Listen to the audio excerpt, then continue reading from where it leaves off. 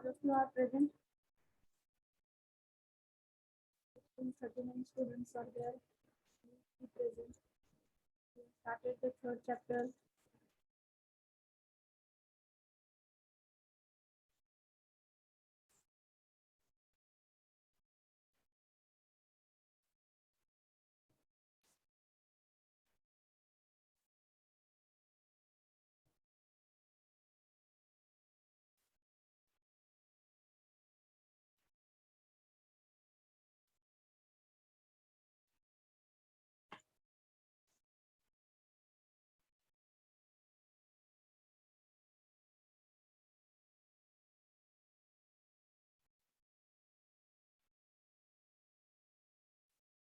Okay. All of you can see the slide. Yes. Yes, ma'am.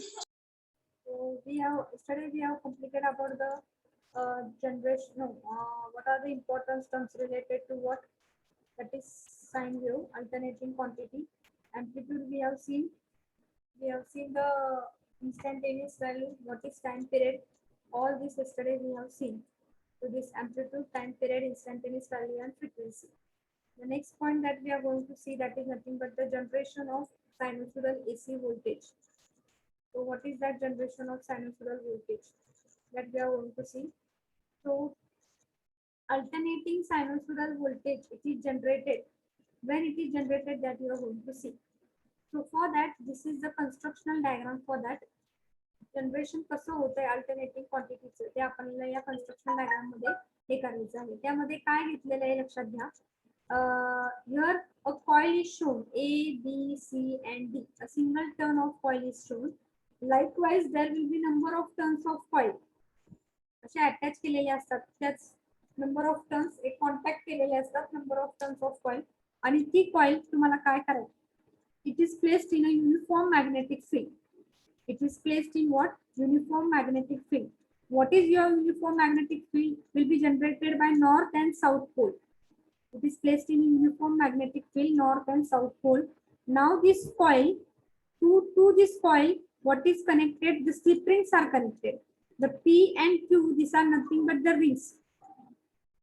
These are nothing but the slip rings. And त्या slip rings मध्ये काय connect केलेलं आहे?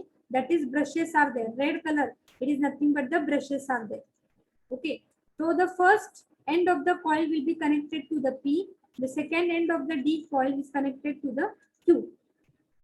And through the brushes, the external circuit is shown. That is P आणि Q पासनं external circuit draw केलेला आहे आणि गॅल्व्हनोमीटर ड्रॉ केलेला आहे किंवा इथं तुम्ही रेजिस्टन्स पण जॉईन करू शकता. ओके. आता काय होतं आहे, हे ब्रशेस आणि स्लिप रिंग कशासाठी आहेत?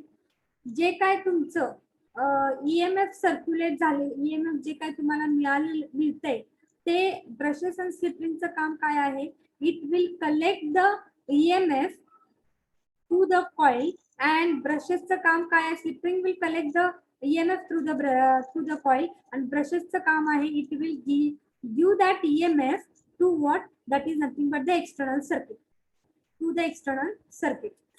मग आता काय होतंय बघा, हे कॉइल काय होतो आहे, रोटेट करायचे आपल्याला अँटी क्लॉकवाईज डायरेक्शन. म्हणजे कुठल्या मुवमेंटनी क्लॉकवाईज नाही, anti clockwise direction you are going to rotate it. When you rotate the coil in anti clockwise direction in a uniform magnetic field at a angular velocity, जेव्हा तुम्ही हा rotate करता आहात at a angular velocity omega radian per second, what will be generated? during its movement, during in rotation, the flux change will be there. There will be change in the flux, and according to the Faraday law, what will be there? Whenever there is a change in the flux, EMF will get induced. Whatever the EMF is induced in this coil, that will be collected by the brushes and the slip ring, and it will be provided to the external circuit. And the external circuit will get the current through that. Through the external circuit, the current is going to flow. So whatever the EMF you are getting, induced EMF, त्यामुळे इथं काय होणार आहे, alternating voltage तुम्हाला generate होणार आहे आणि तो सर्क्युलेट करणार आहात alternating current through the external circuit.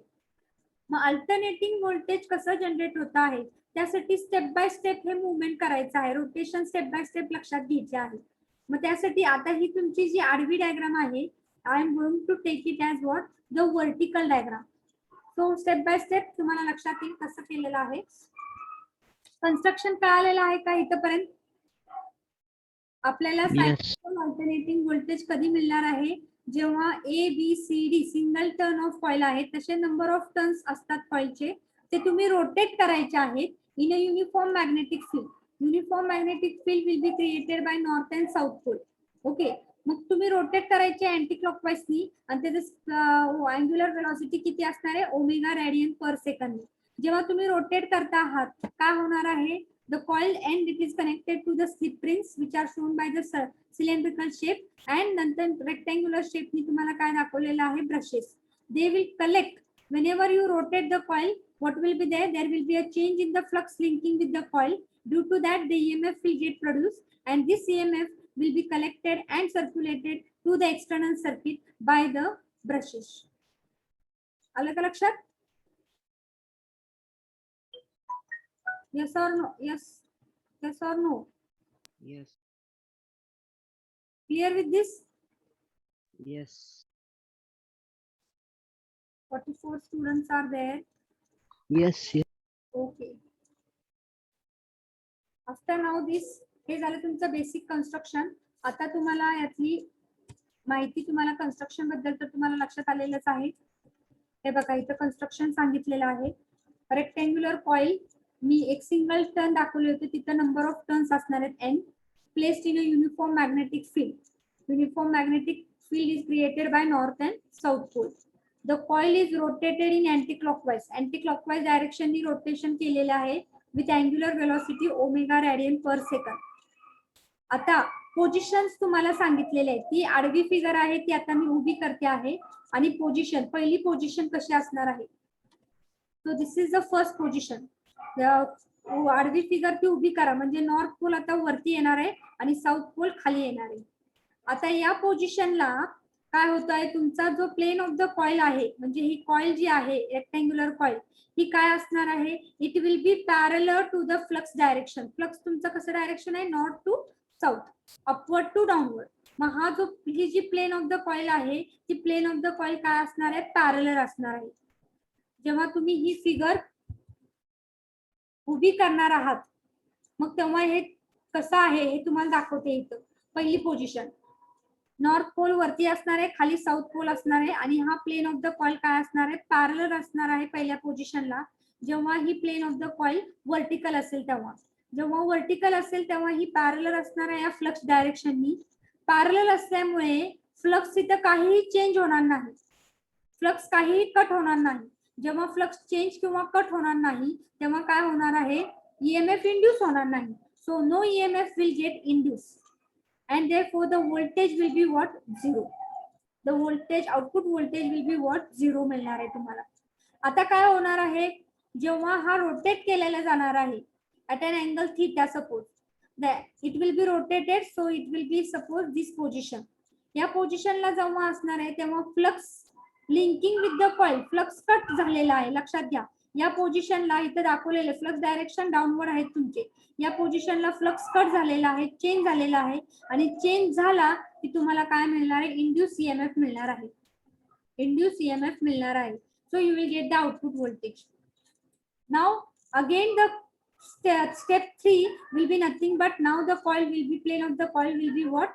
It will be perpendicular to the flux direction. Flux तुमची नॉर्थ कडून साऊथ कडे परपेंडिक्युलर असणार आहे. मग जेव्हा परपेंडिक्युलर असणार आहे तेव्हा maximum flux will be what? Cut by that coil.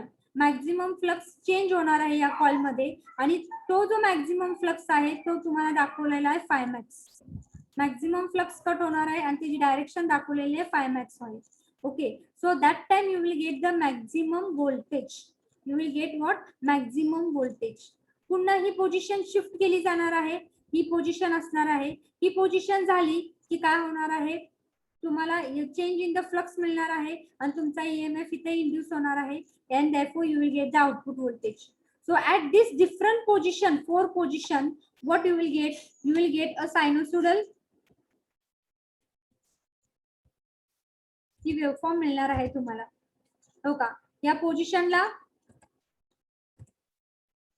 One position म्हणजे जेव्हा कॉईल काय असणार आहे, व्हर्टिकल असणार आहे. व्हर्टिकल असेल तेव्हा काही चेंज होणार नाही फ्लक्स मध्ये आणि त्यामुळे तुमचे ईएमएफ इंड्यूस होणार नाही. त्यामुळे वन पोझिशनला तुमचा आउटपुट व्होल्टेज काय असणार आहे, इथं 0 असणार आहे. सेकंड पोझिशनला कॉईल थोडीशी इन्क्लाइन असणार आहे. इन्क्लाइन असेल तर तुमचं काय होणार आहे, जो काय अँगल केला असेल त्या इन्क्लाइन प्रमाणे तुम्हाला चेंज होणार आहे फ्लक्स मध्ये आणि ईएमएफ इंड्यूस होणार आहे आणि ईएमएफ ची व्हॅल्यू तुम्हाला इथं मिळणार आहे. So this value of EMF will be there, output voltage you will get. Third पोझिशनला जेव्हा ती व्हर्टिकल असणार, हॉरिझॉन्टल असणार आहे, हॉरिझॉन्टल असणार आहे म्हणजे परपेंडिक्युलर असणार आहे फ्लक्स डायरेक्शनला. म्हणजे थर्ड पोझिशन ही पोझिशनला परपेंडिक्युलर असणार आहे flux डायरेक्शनला.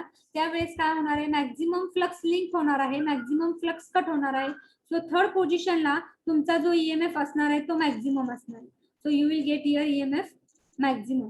After that at fourth position what will be there, the inclined position of the coil will be there and some changes of the flux will be there and therefore you will get the output voltage and therefore the output voltage will be nothing but this point. output voltage काय मिळणार आहे तर फक्त 5 max च्या कमी असणार आहे ते. so here will be your output voltage. again at the first position, that is nothing but which position it will be repeated, this position. after this position again this position will be there of that coil and at that time there will be no flux linkage and the no EMF will be get induced and the voltage will be 0. so the voltage will be what here, again the voltage will be what, 0 या fifth पोझिशनला. म्हणजे हे जे positions आहेत, one position, two position, third position and next fifth position. If one जेव्हा तुमची coil ही पूर्ण एक रोटेशन घेती आहे from vertical to upward movement, it will complete the cycle that is 0 to pi, that is a positive half cycle. again when it start from again that is vertical position to again the horizontal position and again to the vertical position, it will complete the negative half cycle. Negative value of EMF you will get, that is the current will flow in the opposite direction. Current will flow in the opposite direction and त्यामुळे तुम्हाला जो काय तुमचा voltage मिळणार आहे तो तुम्हाला negative values मिळणार आहे. त्यामुळे इथं तुम्हाला कॉईल वन कम्प्लीट रोटेशन, जेव्हा ती कॉईल कम्प्लीट करणार आहे, that time when the coil complete one complete revolution, one cycle of AC voltage is generated. So in this way the construction, depending upon the construction and different positions of the coil, तेव्हा coil different पोझिशनला असणार आहे, त्यावेळी different EMF induce होणार आहे, तुम्हाला output voltage मिळणार आहे आणि त्याप्रमाणे तुमचं काय होणार आहे, you will get alternating voltage by this construction point of view. तर आपल्याला काय मिळायचं आहे, you know the alternating sinusoidal voltage or whatever the alternating quantity, it is given by equation, that is V is equal to Vm sin of omega t किंवा I is equal to Im sin of omega t. जसं आपण alternating फ्लक्सचं बघितलं होतं transformer मध्ये, phi is equal to phi m sin of omega t. मग ते कसं आलेलं आहे ते आपल्याला बघायचं आहे. त्यासाठी कन्स्ट्रक्शनल पॉइंट व्ह्यू नी तुम्हाला लक्षात आलेलं आहे की डिफरंट पोझिशन जेव्हा तुम्ही डिफरंट पोझिशनला तुम्ही जाणार आहात तेव्हा तुम्हाला आउटपुट व्होल्टेज मिळणार आहे, तुम्हाला कम्प्लीट साइन वेव्ह मिळणार आहे तिथं. खरं साइन वेव्हचं equation E is equal to Em sin of omega t हे मॅथमॅटिकली कसं प्रूव्ह करणार आहात तुम्ही, त्यासाठी आपण ते डेरिवेशन बघणार आहोत. So what will make by derivation, for that you are going to consider this position, that is this position you are going to consider of the coil. Suppose the coil is at this position and it is making an angle that is theta from the instant time t is equal to 0. t is equal to 0 जेव्हा तुमचा time 0 असेल त्यावेळेस तुमचं coil काय असणार आहे, जेव्हा start केली नसणार आहे त्या इन्स्टंट पासून तुमचा अँगल थीटा मेजर केलेला आहे, एक्स ऍक्सिस पासून तो थीटा मेजर अँगल केलेला आहे. So at this position the coil will be at या पोझिशनला असणार आहे. मग या पोझिशनला असल्यानंतर तुम्हाला काय करायचं आहे, you are going to return here, आपल्याला काय करायचंय, generation of sinusoidal AC voltage can be also explain mathematically. Mathematical equation आपल्याला प्रूव्ह करायचे. So you are going to consider the rectangular coil of n turn placed in a uniform magnetic field in the position shown in the figure. म्हणजे या पोझिशनला आता तुम्ही ही figure बघायची आहे. या पोझिशनला समजा कॉईल आलेली आहे making an angle of theta. त्यावेळेस तुमचा जो फ्लक्सची हे आहे कंपोनंट काय येणार आहे, maximum flux linking with the coil is in downward direction. Maximum flux तुमचा जो लिंकिंग होतोय तो डाउनवर्ड डायरेक्शनला आहे आणि दॅट फ्लक्सची कंपोनंट आपल्याला आता बघायचं आहे. फ्लक्स लिंकिंग या पोझिशनला किती होतो आहे ते आपल्याला बघायचे या पोझिशनला. सो फ्लक्सची डायरेक्शन काय आहे, डाउनवर्ड आहे. फ्लक्सची डायरेक्शन नॉर्थ टू साऊथ आहे. मग जी डाउनवर्ड आहे म्हणजे या फ्लक्सचा कंपोनंट काय असणार आहे, या फ्लक्सच्या कंपोनंट दोन कंपोनंट असणार आहे, एक हॉरिझॉन्टल कंपोनंट असणार आहे, एक व्हर्टिकल कंपोनंट असणार आहे. मग with respect to theta what you are going to find out, this is nothing but the horizontal component but this is the angle theta. With respect to this phi angle this will be angle theta and हा angle तुमचा काय असणार आहे, हा तुमचा angle theta असेल तर हा अँगल तुमचा थीटा असणार आहे आणि हा अँगल तुमचा काय असणार आहे 90 मायनस थीटा. मग 90 मायनस थीटाला हा जो हॉरिझॉन्टल कंपोनंट आहे त्याची व्हॅल्यू काय येणार आहे, phi max cos of 90 minus omega T. and cos of 90 minus of omega t it will be minus sin of omega t and minus sin of omega t म्हणजे sin of omega t येणार आहे. So phi max sin of omega t will be the component. Similarly this will be the vertical component. Vertical component म्हणजेच काय असणार आहे, phi max sin of omega t 90 minus of omega t, कारण की हा angle असणार आहे तुमचा 90 minus of theta, 90 minus of omega t. मग 90 मायनस ऑफ ओमेगा टी म्हणजेच काय आहे, that is nothing but sine of 90 minus of omega t म्हणजेच कॉस ऑफ ओमेगा टी येणार आहे. आता हा झाला तुमचा phi max cos of omega T.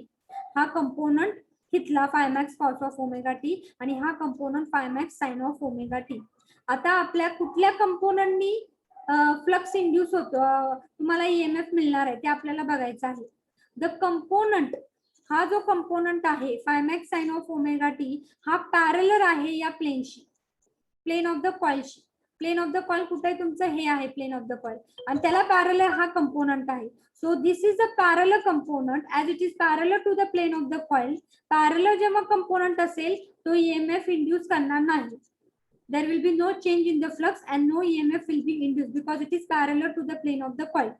So the component which is perpendicular to the plane of the coil, हा जो component आहे perpendicular to the plane, plane अशी आहे आणि त्या perpendicular आहे तो component काय करणार आहे, EMF induce करणार आहे. So according to the Faraday law, EMF induce चा फॉर्म्युला काय, E is equal to minus n into d phi by dt. तर कुठला कंपोनंट इंड्यूस करणार आहे, out of the two component this component will induce EMF. त्यामुळे या फॉर्म्युल्यामध्ये फायची किंमत काय घेणार आहे आपण, phi max cos of omega t. Take phi max outside so it will be minus N phi max. After that take cos of omega t derivative so it will be omega sine of omega t. Okay, so it will be omega sin of omega t. After this what you are going to do, this equation will be maximum when sin of omega t will be what, it will be equal to 1 आणि e ची value काय राहणार आहे, maximum. त्यामुळे sin of omega t 1 put up करा आणि त्यावेळेस e काय राहणार आहे तुमचं em. दोन्ही पण व्हॅल्यू पुटअप करा so you will gate em is equal to n phi max omega. Now this em value you are going to put in equation 1. So equation 1 EM value put up केल्यानंतर काय होणार आहे, E is equal to N phi M max omega म्हणजेच काय आहे, EM आहे, EM sine of omega t. So this is the value of induce EMF. कुठला component responsible असणार आहे, phi max cos of omega t responsible असणार आहे. नंतर डेरिव्हेटिव्ह घ्या, डेरिव्हेटिव्ह घेतल्यानंतर तुम्हाला हे इक्वेशन मिळाले. हे इक्वेशन मॅक्झिमम कधी असणार आहे, जेव्हा हे omega t sine of omega t 1 असणार आहे तेव्हा ई तुमची मॅक्झिमम असणार आहे आणि त्याची व्हॅल्यू आहे EM. त्यामुळे दोन्ही पण व्हॅल्यू रिप्लेस केलं तर तुम्हाला हे मिळणार आहे.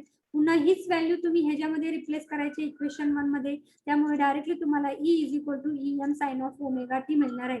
So this is the value of induced EMF which is sinusoidal EMF. Sinusoidal waveform चं व्हॅल्यू काय येते आहे, E is equal to EM sin of omega t म्हणजेच V is equal to VM sin of omega t.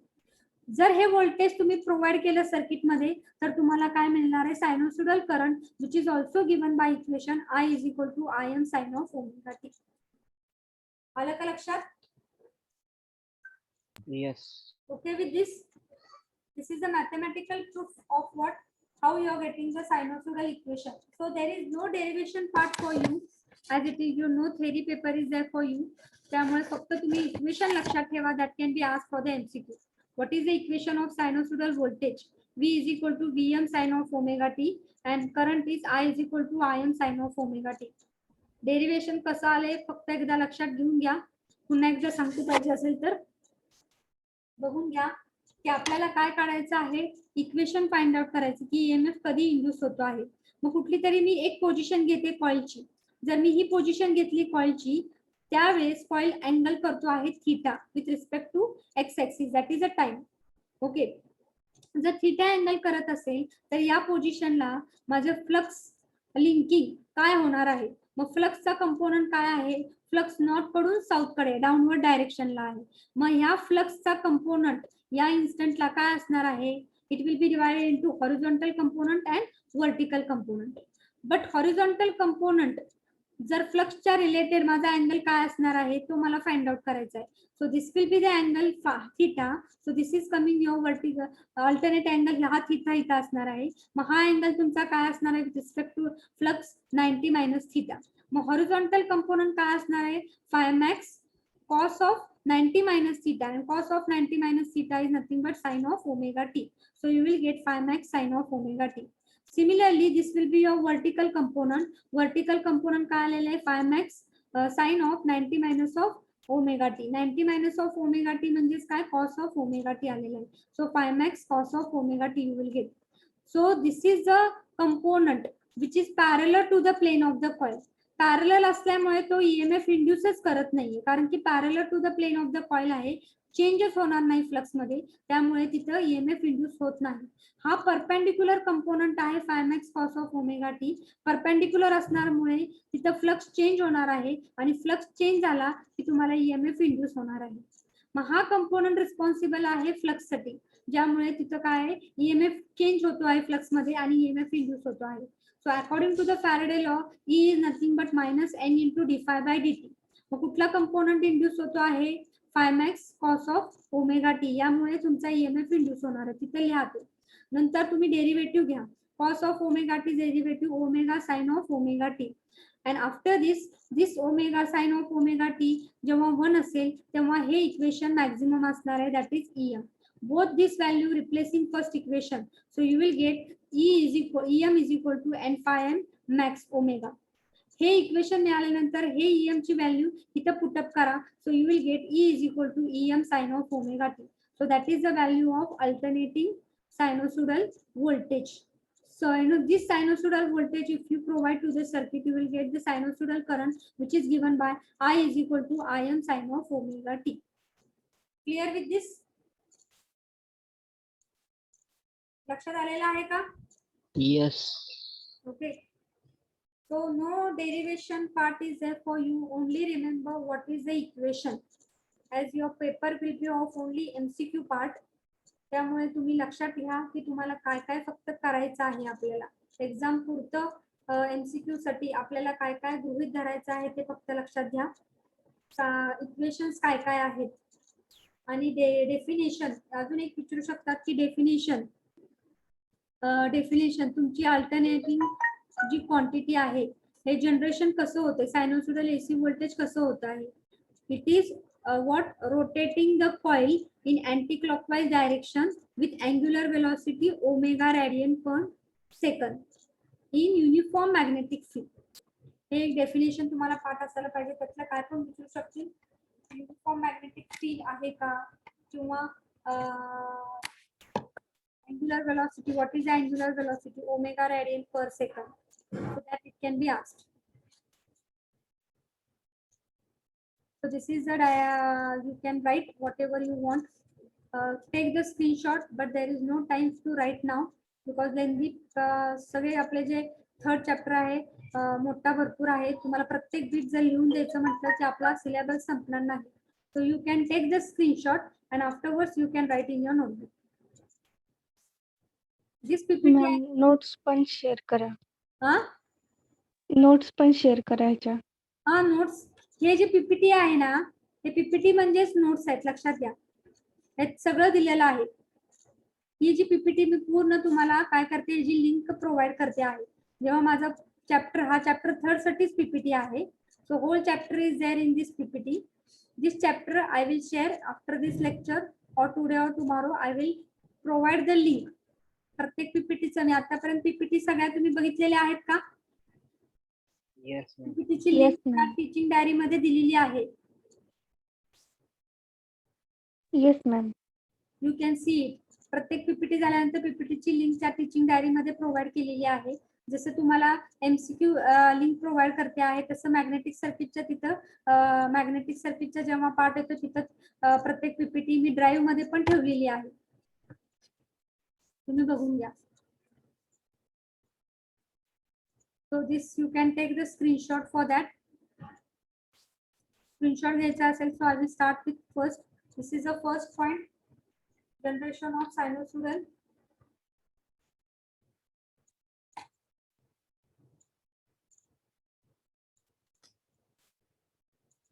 After this is the second, that is working construction point काय काय आहेत आणि working कसं होतंय.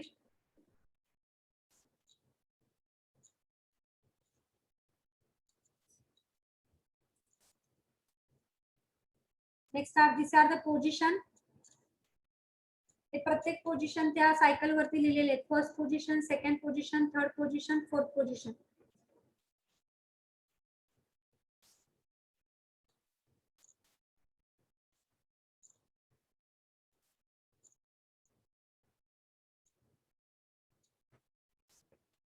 And after this position you will get a sine wave, but sine wave चे equation काय आहे ते त्यासाठी मॅथमॅटिकल डेरिव्हेशन आहे. त्या डेरिव्हेशनचे एक्सप्लेनेशन आहे. त्या इन्स्टंटला तुमची कॉइलची पोझिशन आपण कुठली घेतलेली आहे हे कॉइलची पोझिशन आहे आणि त्यावेळेस डेरिव्हेशन आहे. कुठला कंपोनंट इंड्यूस करतो आहे फ्लक्स. त्याप्रमाणे ईएमएफच्या फॉर्म्युलामध्ये ते फ्लक्सचा कंपोनंट लिहायचा आहे आणि डेरिव्हेटिव्ह घेऊन ते सॉल्व्ह करायचे.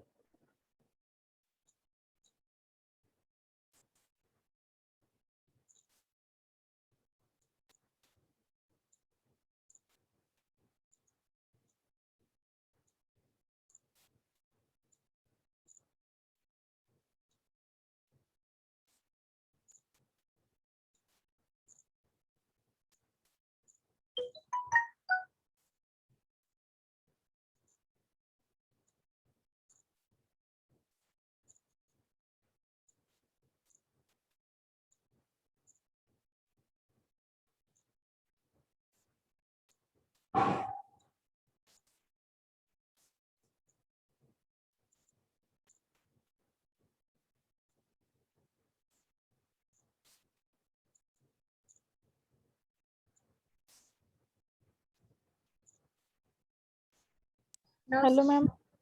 the next point that we are going to see, after generation of sinusoidal AC voltage and its equation, the next part in the single phase AC circuit आपल्याला डेरिव्हेशन्स बघायचे आहेत. दोन डेरिव्हेशन महत्वाचे आहेत. ते पहिले विचारत होते थेरी पार्ट मध्ये, थेरी क्वेश्चन पेपर होता तेव्हा 4 to 6 मार्क्स. आता तुम्हाला त्याचे फक्त फॉर्म्युला माहित असायला पाहिजे आहे आणि ते डिराइव्ह कसं झालेलं आहे फक्त लक्षात ठेवा. एव्हरेज व्हॅल्यू आणि RMS value, root means square value, हे दोन डेरिव्हेशन्स आहेत. पहिला आपण काय घेतलं होतं सिंगल फेज एसी सर्किट मध्ये की बाबा अल्टरनेटिंग व्होल्टेज आणि अल्टरनेटिंग करंट म्हणजेच काय आहे त्याची डेफिनेशन घ्यायची होती आणि त्याचे वेव्हफॉर्म काय आहे हे बघितलं होतं. नंतर त्या रिलेटेड क्वांटिटीला सायनोसोडल अल्टरनेटिंग क्वांटिटीला इम्पॉर्टंट टर्म्स घेतले होते म्हणजे डेफिनेशन्स घेतले होते. इन्स्टंटेनियस व्हॅल्यू म्हणजेच काय, अँप्लिट्यूड म्हणजेच काय आहे, फ्रिक्वेन्सी म्हणजेच काय आहे, हे रिलेटेड टर्म्स घेतले होते. त्यानंतर जनरेशन कसं होत आहे अल्टरनेटिंग क्वांटिटीचं ते कन्स्ट्रक्शन डायग्राम बघितली होती आणि त्याचं काय घेतलेलं आहे आपण डेरिव्हेशन बघितलेलं आहे. हे झाल्यानंतर आता आपण दोन डेरिव्हेशन बघणार आहोत. One is the average value and the second is the RMS value. हे इम्पॉर्टंट पॉइंट आहेत ह्यामध्ये. आलं का लक्षात? Yes, ma'am. आता 1 minute. You can see by the time this 1 minute.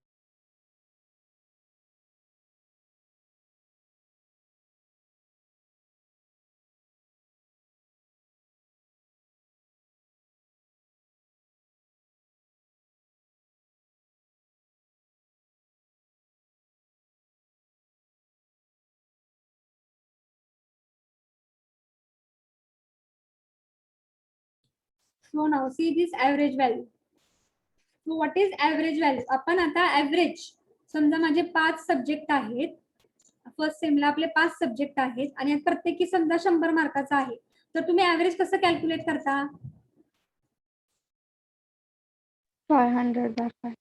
Addition करतो आपण प्रत्येक सब्जेक्टची आणि डिवायडेड बाय काय करतो आपण? Number of subject. डिवाइड 5 नंबरची डिवाइड करतो आहे. तसंच आता इथं काय करायचं आहे? ऍव्हरेज व्हॅल्यू कशाची फाइंड आउट करायची आपल्याला? अल्टरनेटिंग क्वांटिटीची. अल्टरनेटिंग जी काही चेंजिंग होती आहे प्रत्येक इन्स्टंटला, त्याची ऍव्हरेज व्हॅल्यू आपल्याला फाइंड आउट करायची. मग ती कशी व्हॅल्यू फाइंड आउट करायची आहे ते आपल्याला बघायचं आहे. The arithmetical average of all the values of an alternating quantity over one cycle is called average value. Average value for alternating quantity काय आहे? प्रत्येक इन्स्टंटला व्हॅल्यू काय आहे त्याचा आपण काय करतो आहे? ऍडिशन, अरिथमेटिकल ऍव्हरेज घेतो आहे. अरिथमेटिकल ऍव्हरेज घेणार आहे of all the values of an alternating quantity over what? One cycle. जसं आपण डिवायडेड बाय 5 करतो तसं सायकल येणार आहे आता. Over what? One cycle. And that will be nothing but what? Average value. Addition करतोय इथं आपण, अरिथमेटिक घेतो आहे सगळ्या व्हॅल्यूची of an alternating quantity. Alternating quantity मध्ये आता इथं तुमची अल्टरनेटिंग वेव्ह आहे, तुम्हाला दाखवते इथे.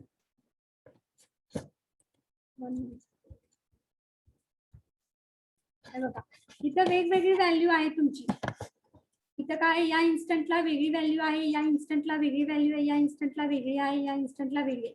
प्रत्येक व्हॅल्यू आपण काय करतो आहे? ऍडिशन करणार आहोत. या प्रत्येक व्हॅल्यूची ऍडिशन करणार आहोत आणि डिवायडेड बाय आपण काय करणार आहे? हे बेस लेंथ म्हणजेच काय? हा तुमचा एक्स ऍक्सिस जो आहे ना, एक्स ऍक्सिस टाइम पिरियड जो आहे ना, तो आपण डिवाइड करणार आहे over one cycle. Cycle positive plus negative part. ते झालं तुमचं average of an alternating quantity. आलं का लक्षात? येते का लक्षात? Yes, yes, ma'am. ऍव्हरेज म्हणजे आपण सगळं करणारच आहोत, ऍडिशन करणारच आहे सगळ्या इन्स्टंटची, all the values at every instant of an alternating quantity. But divided by आपण जेव्हा 5 सब्जेक्ट करतो आहे 5, इथं डिवायडेड बाय काय करणार आहे आपण? वन सायकल डिवाइड करणार आहे over one cycle. That is base length म्हणजे एक्स ऍक्सिसला जे काय आहे ते डिवाइड करणार आहे. That is nothing but it is called as the average value. खरं आपली जी साइन वेव्ह आहे, सायनोसॉइडल अल्टरनेटिंग क्वांटिटी आहे, अल्टरनेटिंग क्वांटिटी आहे फॉर सिमेट्रिकल वेव्हफॉर्म आहे. ती सिमेट्री आहे. सिमेट्री काय आहे? कारण की आपली काय आहे? Positive area it is equal to what? Negative area. Positive area सारखीच निगेटिव्ह एरिया तुमची आहे. सिमेट्रिकल वेव्हफॉर्म आहे ती. त्यामुळे average value calculated over one cycle it become what? 0. का 0 होती आहे? कारण की positive area cancels with the negative area.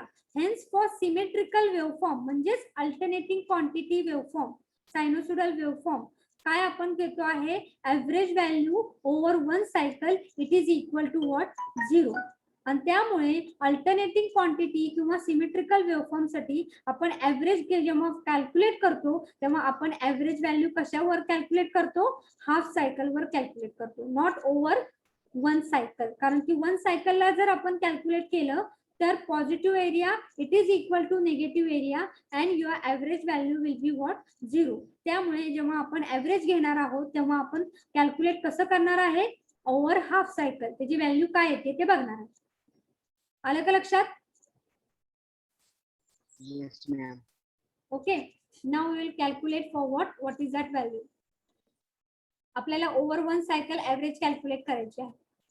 मग त्यासाठी ही आता मी काय करते? You can see it. Yes.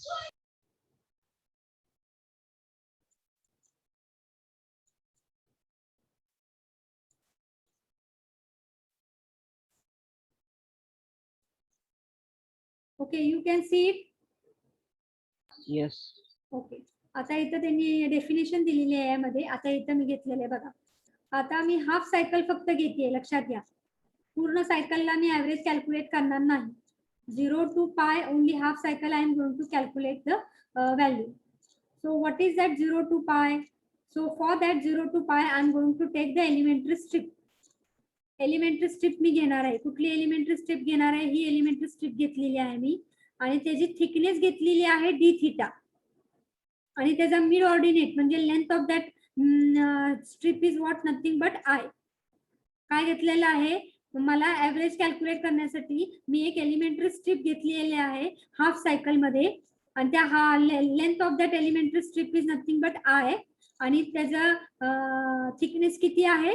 D theta आहे. आता मला सांगा एरिया ऑफ दॅट स्ट्रिप काय असणार आहे?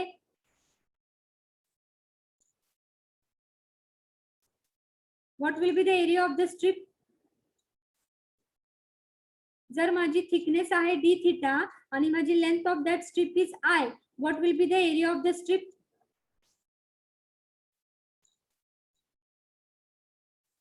D theta I. I into d theta into I किंवा I into d theta. So I have written here area of the strip is nothing but I into d theta. आता ही strip मला काय करायचं आहे? मला area of the half cycle find out करायचा आहे. Area जेव्हा तुम्ही हाफ सायकल फाइंड आउट करता आहात म्हणजे तुम्ही सगळ्या ऍडिशन करता आहात व्हॅल्यूची.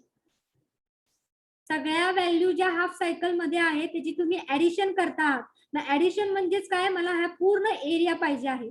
मग हा मला जर हाफ सायकलचा एरिया पाहिजे असेल तर मी एरिया कसा फाइंड आउट करणार आहे? मी तो elementary strip I will start from the zero value, I will end with what? पाय व्हॅल्यू. त्यामुळे मी इंटिग्रेट करणार आहे and that I am going to integrate that strip from starting with the limit 0 and ending the limit that is pi. So how I am going to find out that area of that half cycle? Area of half cycle I am going to integrate. What is my integration limit? I will start from 0 and I will end to what? Pi. आणि त्यामध्ये मी integration काय करते? ते elementary strip integrate करते I into d theta. आलं का लक्षात? Yes, तर ma'am. मी असं इंटिग्रेशन केलं from starting from 0 to pi, what I am going to get? First I will calculate the area of the strip आणि आता मला पूर्ण एरिया हाफ सायकलचा पाहिजे त्यामुळे मी इंटिग्रेशन घेते 0 to pi या स्ट्रिपचं. आलं का लक्षात? Yes, Yes, ma'am. त्यामुळे मला काय मिळणार आहे? Area of the half cycle मिळणार आहे. आता तुम्ही इंटिग्रेशन करा. आता आय म्हणजेच काय आहे? Alternating quantity, sinusoidal alternating quantity आहे स्मॉल आय म्हणजे. मग स्मॉल आय ची व्हॅल्यू काय येते आहे? You have calculated I is nothing but I M sine of theta. ते आपण बघितलेलं आहे डेरिव्हेशन मध्ये. स्मॉल आय ची व्हॅल्यू काय येते? I M sine of theta. Generation मध्ये आपण बघितलेलं आहे I is equal to I M sine of theta. ती व्हॅल्यू पुटअप करा इथं. Small I is nothing but it is a alternating quantity आणि अल्टरनेटिंग क्वांटिटीचं इक्वेशन काय आहे ते आपण जनरेशन मध्ये बघितलेले. I is nothing but I M sine of theta that is omega t. So I M sine of theta into D theta. आता integrate करा. जेव्हा तुम्ही इंटिग्रेट करणार आहात तुम्हाला हे मिळेल. What is that integration? You have taken I am outside, you have integrated sine theta. Sine theta integrate केलं तर तुम्हाला उत्तर काय येते? मायनस कॉस थिटा आणि इंटिग्रेशनचे लिमिट्स तुम्ही पुटअप करणार आहे 0 to pi. आता मायनस साइन एक तर बाहेर घ्या किंवा तशीच ठेवा आणि नंतर कॉस थिटा घ्या. मायनस साइन मी बाहेर ठेवलेला आहे, बाहेर किंवा बाहेर घेतलेला आहे आणि नंतर कॉस थिटा. कॉस थिटा म्हणजेच काय आहे? -1. After that bracket close. Again minus you are going to do and again bracket मध्ये काय आहे? मायनस साइन ही येते आहे. Cos of theta. Cos theta म्हणजे कॉस 0. कॉस 0 म्हणजे काय? 1. So I have written 1. Minus minus it will be plus. Here minus minus it will be plus. So 1 plus 1 what you will get? Twice Im. Twice Im मिळालेलं आहे आता तुम्हाला. आता काय आहे? हे ट्वाइस Im जे मिळालेलं आहे ते तुमचा एरिया झालेला आहे. म्हणजे तुम्ही सगळे ऍडिशन केलेले आहेत सगळ्या व्हॅल्यूचे फ्रॉम 0 to pi. एरिया तुम्ही फाइंड आउट केलेले म्हणजे तुम्ही ऍडिशन केलेलं आहे सगळ्या इन्स्टंटची व्हॅल्यू ऍडिशन केलेली आहे आणि ते तुम्हाला एरियामध्ये मिळाले आणि त्याची व्हॅल्यू काय येते? 2Im. आता तुम्हाला मिळालेलं आहे सगळे ऍडिशन. तुम्ही ते डिवाइड करणार आहे by what? X axis. X ऍक्सिसला तुमची काय आहे? Base length. Area of half cycle म्हणजे तुम्ही ऍडिशन केलेली आहे डिवायडेड बाय बेस लेंथ. आता सायकल मध्ये बघा बेस काय आहे तुमचा? बेस काय आहे तुमचा? 0 to pi. So what will be the base length for half cycle? 0 to pi. So divide by base length. So base length काय येणार आहे माझी पाय येणार आहे. So area, that is you are going to add all the value, you have calculated the area and divided by, you are going to divide by 5, subject marks 5, म्हणजे you are going to divide by base length and base length काय माझा 5. So area divided by base, what you will get? Average value of half cycle, that is I average. That is I average. So what is that value? 2 IM divided by pi. 2 divided by pi, you will get 0.637 into IM. This is the value of I average over one half cycle. Over what? Half cycle. Similarly, this is only for positive half cycle. Similarly, for negative half cycle, what will be I average? हे positive आलेलं आहे, तसंच काय असणार आहे? Negative असणार आहे, -0.637 into IM. आणि जर मला पूर्ण हाफ सायकल, पूर्ण सायकलला कॅल्क्युलेट करायचं असेल, half cycle plus half cycle, you are going to do the addition. So positive 0.637 plus minus 0.637, you are going to do the addition, so it will be what? 0. So clearly the average value over one's complete cycle will be what? 0 असणार आहे. त्यामुळे आपण average calculate करतो आहे over half cycle, आणि half cycle साठी average काय येते आहे? I average is equal to 0.637 into IM. Similarly, this is for current. Similarly, you can prove for alternating sinusoidal voltage, and what will be that? V average is equal to 0.637 into V. Clear with this? आले का लक्षात? Yes, ma'am. हे simple derivation आहे. Derivation part मध्ये नाही, आपला MCQ आहे, त्यामुळे तुम्हाला लक्षात काय ठेवायचं आहे? ही व्हॅल्यू लक्षात ठेवायची. I average is equal to 0.637 into IM. 0.637 म्हणजेच काय लक्षात घ्या? 2 डिवायडेड बाय पाय. हे विचारू शकतात. आय ऍव्हरेज तुम्हाला ऑप्शन मध्ये काय पण देऊ शकतात. I average is equal to dash IM. Dash IM म्हणजेच काय? ही व्हॅल्यू देणार नाही 0.637. 2 divided by pi into IM पण देते. 2 डिवायडेड बाय पाय म्हणजेच काय व्हॅल्यू येते? 0.637 IM. हे पण लक्षात यायला पाहिजे. आता तुम्ही म्हणतील की आम्हाला मॅडमने 0.637 दिले आणि MCQ ला विचारले 2 डिवायडेड बाय पाय IM. हे पण उत्तर बरोबर आहे. 2 डिवायडेड बाय पाय IM, it is nothing but the I average. Okay, so this is the derivation part.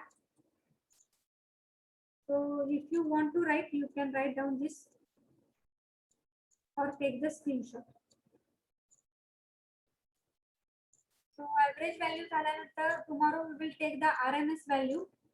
RMS value, आणि after that the two factor we are going to explain, peak factor and form factor म्हणजे काय आहे. Clear with the? लक्षात आलेलं आहे का सगळ्या आतापर्यंत? सिंगल फेज AC सर्किट मध्ये पहिला आपण डेफिनेशन बघितली आहे, वेवफॉर्म बघितलेला आहे, कसं काढायची आहे वेवफॉर्म. दुसरं आपण टर्मिनॉलॉजी बघितलेले आहेत, छोट्या छोट्या डेफिनेशन्स बघितलेल्या आहेत. तिसरा पॉइंट जनरेशन बघितलेला आहे, त्याची मॅथमॅटिकल फॉर्म्युला काय आहे, सायनोसॉइडल अल्टरनेटिंग क्वांटिटीचा, त्याचं डेरिव्हेशन बघितलेलं आहे. आणि चौथा पॉइंट आपण काय बघितलेला आहे आता? ऍव्हरेज किंवा मीन व्हॅल्यू काय आहे सायनोसॉइडल अल्टरनेटिंग क्वांटिटीची. So what is that value?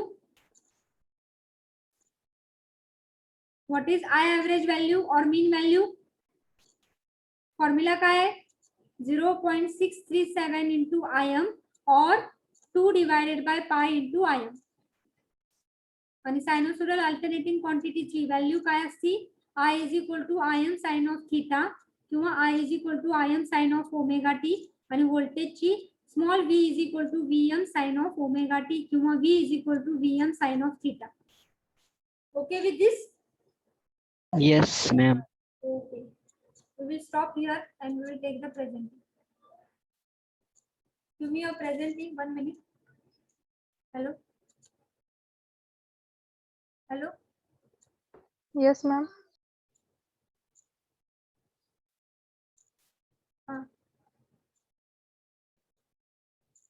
Okay, okay, okay. जरे सरांच्या ह्याच्याला प्रेझेंट होता का?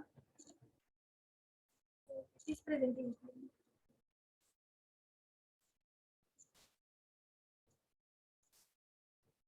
Okay, we'll stop here and we'll take the present. Roll number 1. Present, ma'am. Number 2. Present. 3. Present. Okay, I will go for direct participant. Present. Here आहे 5. Who is 5? Present. 6, Present. 7, Present, ma'am. 8, Present. 9. 9 आहे. Okay. 10 आहे का? Present. 11. 11 Present. आहे. 39, 49, 59, 69, 79, 18. 18 is present? No. Roll number 18 is absent. Roll number 20. 20 आहे, 21 आहे, 22, 23, 24. 24 absent. 25 आहे, 26 आहे, 27 आहे, 28, 29 absent. Now 30. 30 आहे का? 31, 32, 33, 34, 35, 36, 37 absent, 30, 39 absent. Now 40. 40 आहे, 41, 42, 43, 44 absent.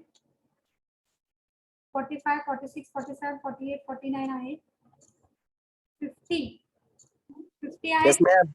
Okay, 51 आहे, 52 आहे, 53 absent, 54 absent, 55 आहे, 56 absent, 57 आहे, 58 आहे, 59 absent. Now 60. Yes, ma'am. आहे, 61 आहे, 62 absent, 63 आहे, 64 आहे, 65 आहे, 66. Okay, see the absent. Roll number 18, 24, 29, 37, 39, 44, 53, 54, 56, 59, 62. Okay, we will stop here.